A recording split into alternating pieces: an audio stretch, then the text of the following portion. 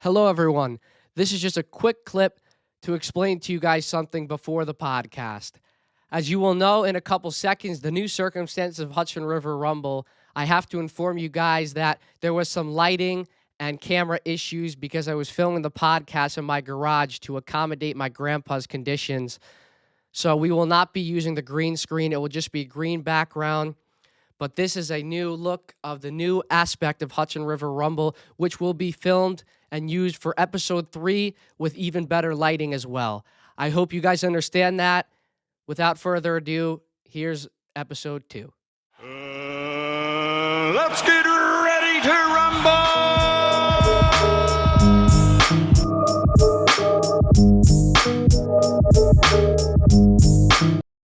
Welcome back to Hudson River Rumble. I know it's been a while. I'm sorry about that. Unfortunately, we had the second episode down, but as you can see here, my friend and podcast partner Gabe is not here with us today, and he will not be continuing the show with us anymore. He's going into a very important chapter in his life in his junior year of high school. He has other obligations and passions he has to pursue today.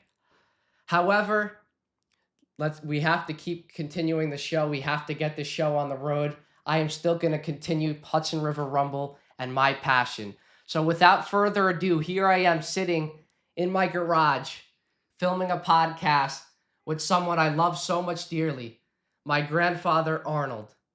Grandpa, how you doing? I'm doing fine, Brendan. How are you? I am so happy to have you on this podcast. I cannot believe that with one of the favorite people in my life, you're one of the best people in my life, I'm finally doing a podcast with you. The Bronx native, you lived in the Bronx for so long. What do you think now finally doing a podcast with your grandson? How does it feel? Well, I'm glad you're pursuing something that you really wanted to do, something that I'm sure that you will do very well at. And I'm glad to be on the show because it looks like it's the start of a good era for you. Thank you very much. My grandpa has some words for you. Good afternoon, good evening, and good whatever day you're watching. This is a very sad moment for most Yankee fans. Poor Yankee legend has lost his child. Brett Gardner, who played for the Yankees for 14 years, has lost his son, Miller Gardner. And we all want to take a moment to remember Miller Gardner's life and Brett Gardner, who played for the Yankees for all these years. And we hope that everybody understands the pain and suffering that they're going through and say their prayers for the family that they pass through and make it through with all our hearts and soul. Thank you for those kind words. It is very sad as Miller Gardner passed away in his hotel room a couple weeks ago. Condolences go out to the Gardner family. I mean, they came off with such a historic start, the 9 home run game, the 20-plus home runs in their first few games of the season. The Yankees have just been teeing off lately. They've been setting records in the MLB. The team just looks like it's clicking. I know they lost one to Pittsburgh. I know they had a little bit of a shaky series against Arizona, but they seem to be able to respond, and they seem to just come back and come with that hitting night in and night out, responding with a loss or two. Is it the torpedo bats, Grandpa? Well, everybody's saying something about the old torpedo bats. They're really old. I'm just joking. But everybody's making a big thing about these torpedo bats. When if you look at the Minnesota Twins, they have the torpedo bats, and they're batting under 100, some of the guys. So A lot. Can't be the torpedo bats. But they'll tell you what, the Yankees have hit 25 home runs so far, and they're having a great season so far. But they still have some areas that they have to straighten out. What do you think those areas are? I think some of the pitching, the starting pitching, although Will Warren, he pitched a decent game, but not a great game. In Pittsburgh? And Pittsburgh, they lost to Pittsburgh. But now they go to Detroit, and they're going to play 3 games in a freezing cold weather in Detroit. They moved all the games to daytime from the nighttime, and it's going to be in the 20s with the wind chill factor. So that's going to be a problem with pitching. You get the grip on the ball and all that. It's tough. They've been having problems with pitching.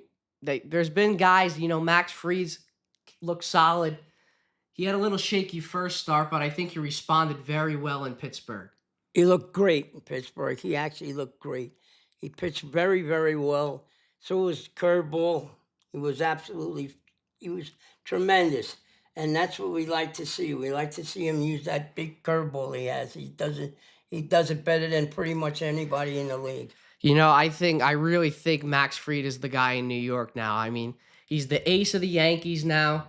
We got him locked up. I think he's going to have a great season. But Carlos Rodon, I mean, 1 minute he looks great. He pitches amazing in Milwaukee. And then he goes against the Diamondbacks and he does not have that great of an outing. I mean, his fastball looked flat. It had no movement. He was hitting low 90s at points. He let up that home run to Lourdes Gurriel Jr. What do you think is causing this inconsistency with Carlos Rodon? I think it's the beginning of the season. He never starts off the season that well. He starts a game off with lots of strikeouts, but then he doesn't finish the game because his pitch count goes up. And after that, he goes flat sometimes. I think he has to use his changeup a little more because when he was using it, they said his pitching with the changeup was terrific. But now he's gone off it a little bit, so you got to see what happens. He's got to make sure he turns into a pitcher, not just a thrower. Do you think that these problems are going to continue because he's not had a good Yankee career? His ERA is close to 4 in his Yankee career. Do you think he will be able to revive himself this season? Finally fully healthy. He was fully healthy last year, and he did not have that great of a season. Well, the team last year floundered on him. They floundered towards the end of the season. They went into that losing streak, and then they came back, and then he pitched okay, but not great. He's still got the stuff. He's always been a fastball guy. He loves throwing his fastball, and now he's got to learn to get off the fastball all the time.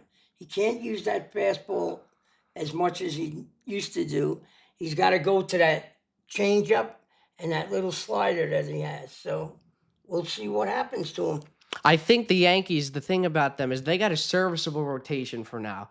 You get a little bit out of Stroman. You get a little bit out of Carrasco, who, by the way, looked great in his first outing against Arizona, going almost 6 innings, only letting up 3 runs in that great offense.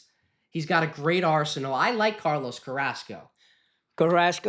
He's always been great, but now his arm is not as good as it used to be. When he pitched for Cleveland, he was one of the nastiest pitchers to throw a ball. He had the nastiest sinker. He had the nastiest slider. He had great stuff. But now his stuff is not as good. He's a little older, and he doesn't throw as hard.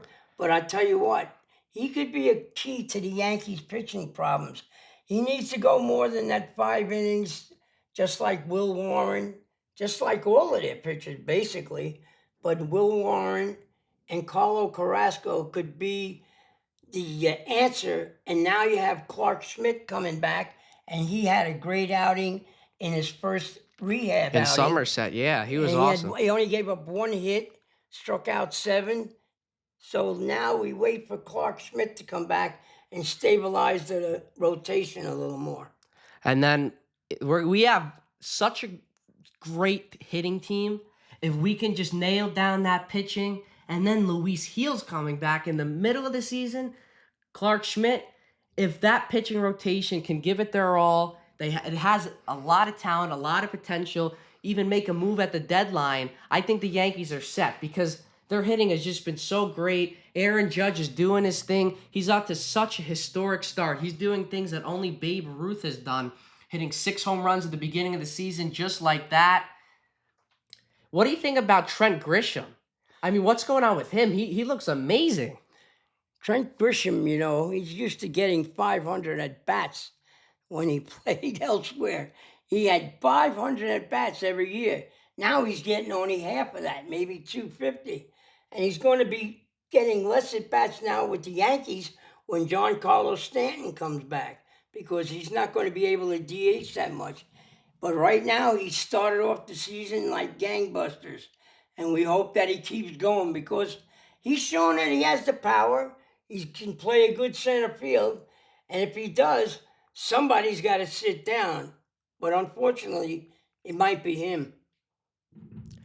Yeah, so that's the thing. It's going to suck, but if he can be great, they took Ben Rice out of the lineup against Pittsburgh so they can fit Grisham in, Judge DH for a day. So if they can move Grisham around, if they can fit him in the lineup for now, and if he keeps hitting the way he's hitting and the Yankees keep hitting the way they're hitting, I think things are going to go great for the start of the season of the Yankees. They already are. Paul Goldschmidt's on a tear as well. If we can get a healthy and a good Paul Goldschmidt and Jazz Chisholm Jr., he has been hitting the baseball out of his mind. He's been getting doubles, home runs. He's doing everything for the Yankees right now. Cody Bellinger, if his back is not a problem and he stays healthy and he hits the way he can hit, I think the Yankees got a real dangerous team this year. I think they're going to make a lot of noise.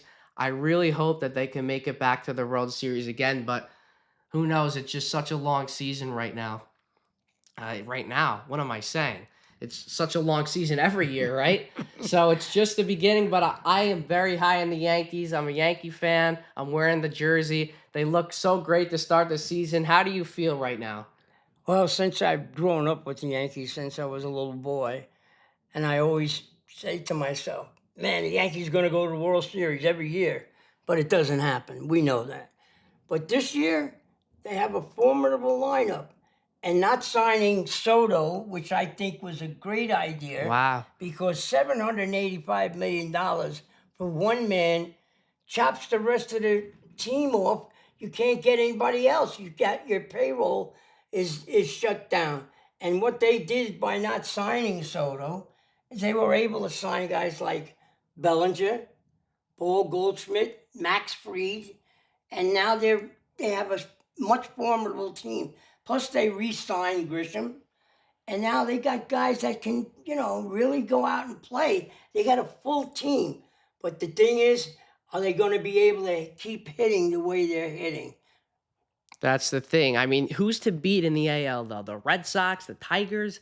I mean, I just think with the team the Yankees have, I really can see them going back to the World Series. As early as it is, they have such an amazing roster. Well, I think the Orioles are a formidable team that can go after the Yankees. They still have a good team. Wow. Although they lost a couple of guys. I can't believe that they didn't sign a few of their free agents. Corbin Burns. Yeah, Corbin Burns, and they didn't sign their right fielder. Santander. Santander, yeah. Switch hitter, no less. Guy had 30-something home runs. But now he's on Toronto. Yeah, now he's on. Well, Toronto has a terrible team, though. Wow. Toronto's not a good team. They don't have pitching. They really don't have all the hitting that they think they have. But Toronto, I think, is in a bad place right now. They don't have the pitching, and they don't have a formidable lineup. But you know what? This is baseball. On any given day, the worst team in the league, can beat the best team in the league. So you have to be careful. Well said. Another team that's starting off the season great is the New York Mets. They've been just kicking it, although they've had some guys that have not been hitting. They've had the 3 losses they've had were rough, but they're already well over 500, even though we've barely played any games. And what do you think about the Mets start of the season?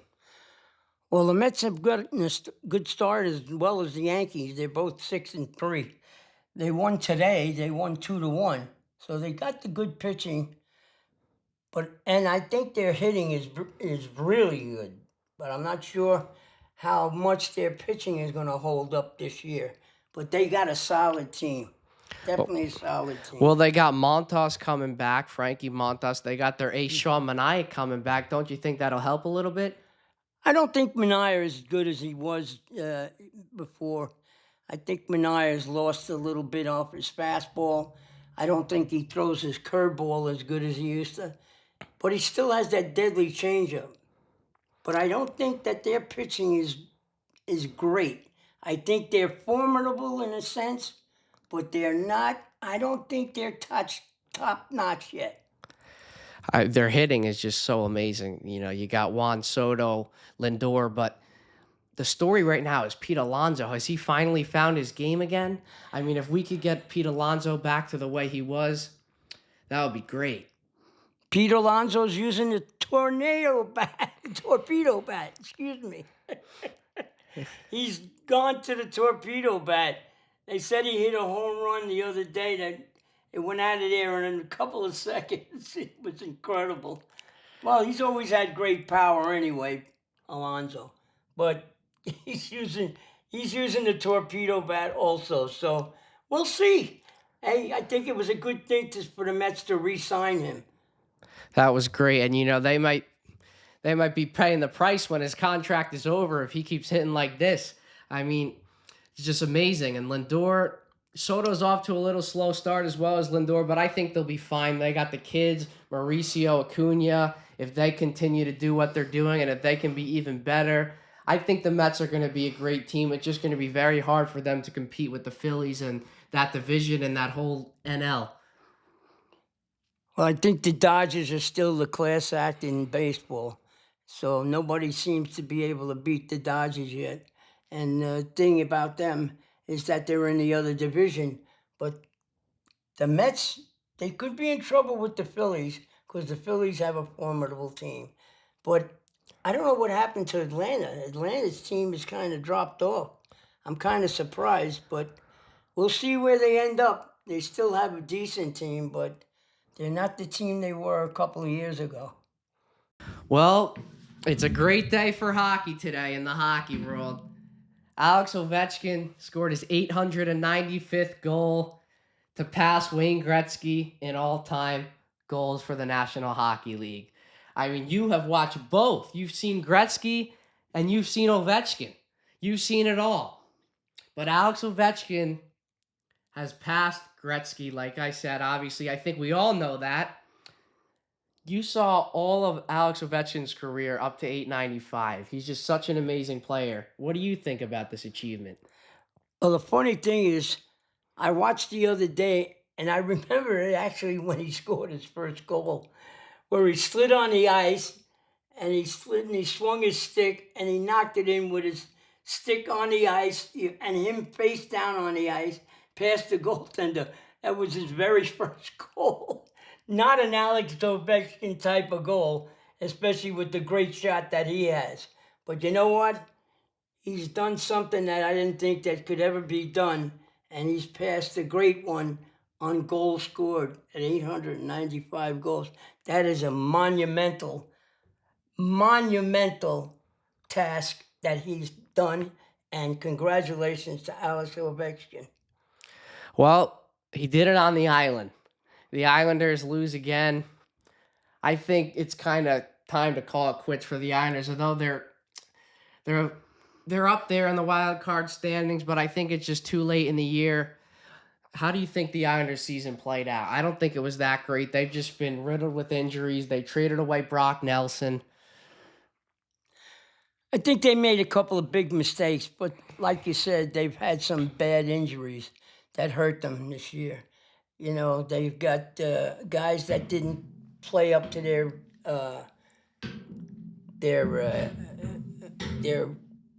what you would say, what they should play there to meet what the team standards are. But trading Brock Nelson kind of shocked me because I thought he was a pivotal part of the team. You know, not only that, he's a real big guy. So I was shocked to see Brock Nelson go. Especially now, they're paying for it because, you know, they just don't have the guns to score the goals anymore. And with Barzal hurt, you know, they definitely don't have the guns to score the goals. I mean, I think they wanted to get their value where it was at with Nelson coming up in free agency. It was a tough decision, but they got the picks for him. So to conclude, I don't think the New York Islanders are going to make the playoffs. And another team I don't think are going to make the playoffs is the New York Rangers. It has just been disaster after disaster for them. 1 minute they're winning a good game. They get a nice win. They're scoring. The pucks are in the net. Panarin plays great. Shesterkin bails them out every game, so I can't even say that for a win because he does it for a loss. He bails them out and they still lose. the team can click one night, but they can't stay consistent. They can't even win more than 2 games in a row. And the fact that they're still right up there in the wild card just shows how lucky they've gotten. And they've blown chance after chance. Their power play's flat. Their 5-on-5 play can be horrible sometimes. I don't even know what's going on with the Rangers. It's just been the story, the outcome all season. Well, the Rangers are playing absolutely terrible. Their power play, they have like 2 goals in 43 chances. That's horrible. They were the 3rd best team in power plays last year. Chris Kreider hasn't scored that many goals. He's been out injured. He had a terrific year a couple of years ago with over 50 goals. Everybody is doing much less than what they did a few years ago. And you got to go back to take a look at all of them. And their defense is horrible. DeAndre Miller has just played terrible. Absolutely horrible. Fox was hurt, but he's not a great defenseman, Fox. So they just don't have the defense either. And the guys that they let go are the guys that they should have probably had. They had a guy, Harper, for a number of years down in Hartford, and he was great playing with Schneider. They had like 31 games where they only were on ice for 2 goals. They were great together, but they never brought Harper back. So the Rangers are paying for their prices of what they've done. They got rid of their captain. They don't have guys that are playing well. You take a look at their statistics from last year, to this year. It's just been terrible. And it just, and Shesterkin, as good as he's not been that great at times either. He's not been as good as he was last year. And they're bringing in these guys, Carson Saucy, Earl Vakanainen, to try and fill the void. I'm not sure if that's working. I mean, they do look solid sometimes, but they can't fill this void of the New York Rangers defense as a whole. Even Braden Schneider, how do you think he's looked? Braden Schneider's played great. I think he's played the best of all their defensemen. And Borgen hasn't played bad either since they've gotten him. But you know what? You have to take a look at the rest of their defense. The guys that they've had there, they're not playing well at all. They give away the puck constantly. Trocheck has had a terrible season. He hasn't scored much. He doesn't score. Their power play, as you said before, has been horrible, just brutal. They were, like I said, they were the 3rd best team last year, and now they're virtually last.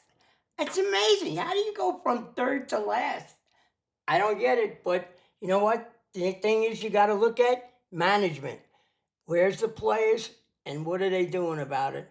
Nothing. Yep.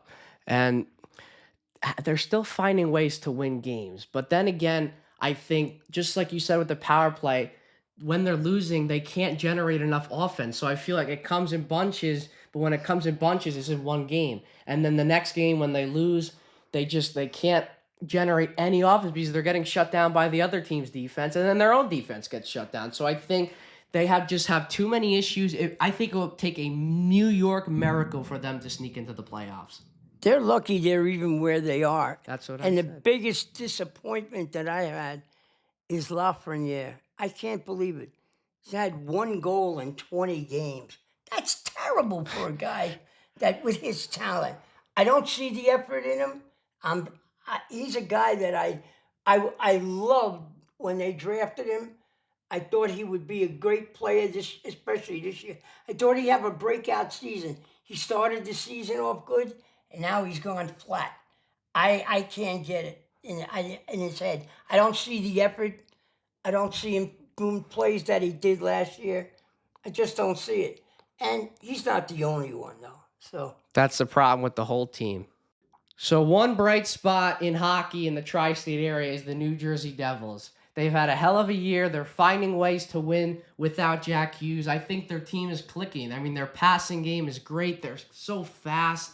They can just move through teams' defense like it's nothing at times. And Timo Meier scores goals. Jack Hughes is out. But they got Nico Hischier scoring goals. So everyone is contributing right now to the New Jersey Devils. What do you think about that? Well, they also have Jasper Bratt, who's leading the team in scoring. Beside Nico Hishu, who's having his best year ever, he had 34 goals at the start of this week. He's playing very, very well.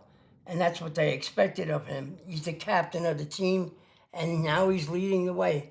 But the big addition to me is Jacob Markstrom, who originally was with Vancouver, then Calgary, and I can't believe that Vancouver didn't sign him to begin with. But he's going to be a formidable goaltender to face in the playoffs. He's proven it before, and the Devils have a better team than most of the other teams that he played for, especially Calgary. So I'm telling you right now, the Devils might be tough with Markstrom in there. How far they go will be up to Markstrom and The rest of the the team. rest of the team. And like I said, Jasper Bratt has been absolutely stupendous for them. Jesper Bratt's been absolutely amazing, and I think he's going to carry this team as well with all the pieces they have. Dougie Hamilton is coming back. He's going to be back for the playoffs. Brett Pesci. They just have such an amazing defense as well, and I don't think that's talked about enough for the Devils. You just throw in all these pieces. I think they're a dangerous team, but I think they're going to have a tough time with Carolina. I don't know. I think that Carolina sometimes spooks the Devils. I think for some reason they always find a way to score against the Devils. They always get these weird type of goals. They'd be losing and then they'd get a goal and tie the game, and next thing you know, they'd be beating the Devils. It's going to be a tough series between them because I don't think the Devils are going to move from the third spot, and Carolina's not going to move from where they are, and they look like they're going head to head for the first round of playoffs. And it's too bad because they're two good teams, and one of them going to be gone. March Madness is basically coming to a close now. We will know the matchup of Houston and Florida. We'll know the outcome by the time this podcast is out. So we can't really say much about that. But the women's finals is over and it's been done with now. What do you think? I know you're a big basketball guy. Well, I'll tell you, it was a great final between South Carolina and UConn, and Gino Auriemma won his 12th national title, which is a record for NCAA Division I of any kind, women and men. So congratulations to the women of the UConn Huskies, and they took the title and they won by 23 points. Great game. So, Grandpa, the NBA playoffs are right around the corner. The Knicks have had a solid season, but they've been riddled with injuries. How do you think they'll finish off this season and start off in the playoffs? Well, in the playoffs, the problem with the Knicks is they've, like you said, they had enough injuries to hurt them for the most of the season. With Brunson out, with Deuce McBride out, and Mr. Robinson was out. He had 2 ankle surgeries, just got back. But even with those guys returning, they just don't have enough people to sustain a good offense and defense. Their defense has been very poor for the last few weeks. They've been letting in a lot of points normally that they don't, but that's because they're playing better competition. So they lose to the same teams. Boston, OKC, and the Cavaliers, who have had an outstanding season and have the best record in the NBA. So, what do you think went wrong when they lost those games? I mean, the Knicks just have such a great team. No scoring, no defense. End of story. You think it's a chemistry problem? No, I don't think it's a chemistry problem. I just think that guys can't put up the points. They miss a lot of easy shots. They turn the ball over. So that's where they're at. They're not going to change now at this point in the season. Tom Thibodeau, the coach, has a lot to look past and see what he can do to try to make a change, but I don't see it coming. And he's not playing the young guys. What's wrong with that? How come he's not giving the young guys a shot? Well, he's let a few guys play, but they're not ready for the NBA yet. They're not experienced enough to challenge the teams that are playing like Boston, Cavaliers, and OKC. Well, you heard it here first. My grandfather does not think the Knicks will make it that far in the playoffs, and I don't think they can beat these big teams, so I don't believe that either. So you think it's going to be a rough time for the Knicks come past the first round? After the first round, they're going to be in trouble. Well, things are up and down for tri-state area, specifically New Jersey and New York sports, obviously. But the good thing is we got a lot of everything right now. We got basketball, we got baseball, we got hockey, and soon enough we're going to have football. So good luck to all your teams. I hope we covered them well for you. But I want to change the focus to my grandfather over here because he's the special guest of the show today. And he's a Bronx native. How many years were you in the Bronx for? 32 years. 32 years he was in the Bronx for. He raised his family there. He's quite the family man. I mean, I brought him not only on here for his sports knowledge, but he's got so much great stories. He grew up a Yankee fan. He grew up a Rangers fan, a Knicks fan. He liked St. John's basketball. He's got all the sports knowledge, but what comes with that knowledge is history. You have so much great stories, and I want you to start off with one of them.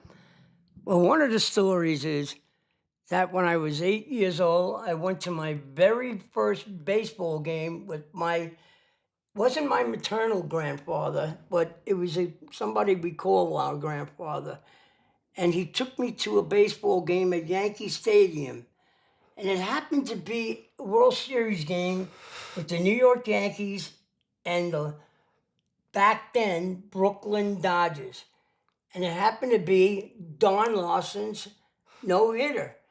Perfect game. When I was 8 years old, I had no clue what a perfect game no-hitter was. But I was saying, hey, this is great. The Yankees won. They won the World Series. They were jumping up and down. And my grandfather said, pick up the tickets on the floor. So, but that's what he told me. But as a kid, only being 8 years old, I didn't understand the magnitude of what a perfect game in the World Series is when I learned years later that what a game I was at. And I had no understanding back then, but it was part of my life.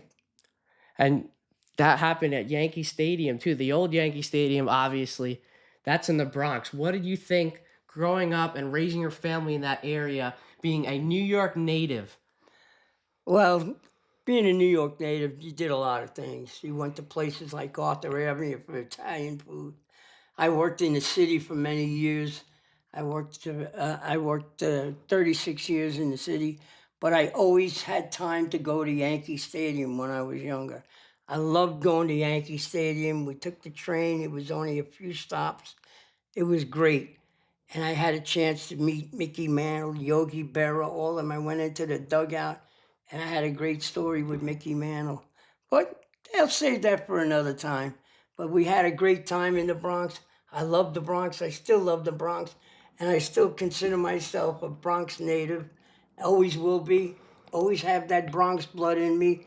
And I'm always glad to share a story or two with anybody. And I always try to be respectful for everybody. So on that note, I'd like to say that I've been proud to be here with my grandson doing this podcast. It's an honor for me to do it. I think he's trying really great things to become something that he will be. And that's like being sort of a journalist, but a sportscaster and everything that he does. He's really trying hard, and I think he'll succeed easily with one of the things that he does. He's very, very strong in what he does. I love him dearly.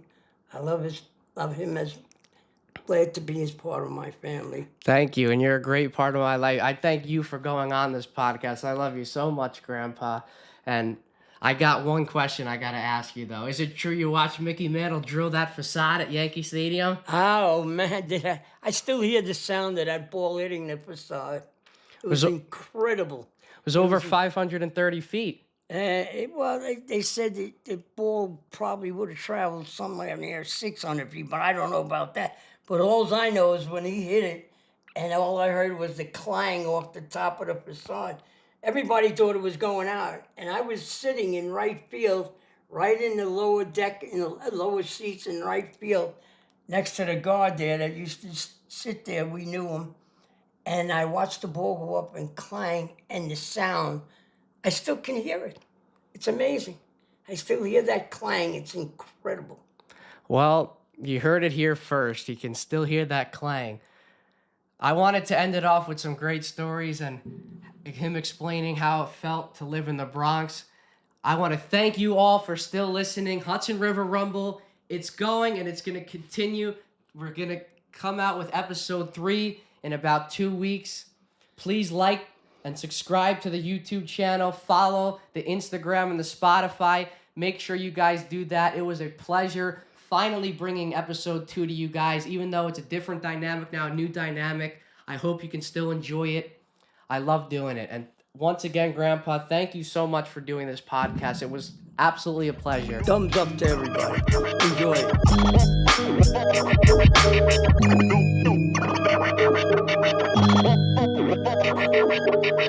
it.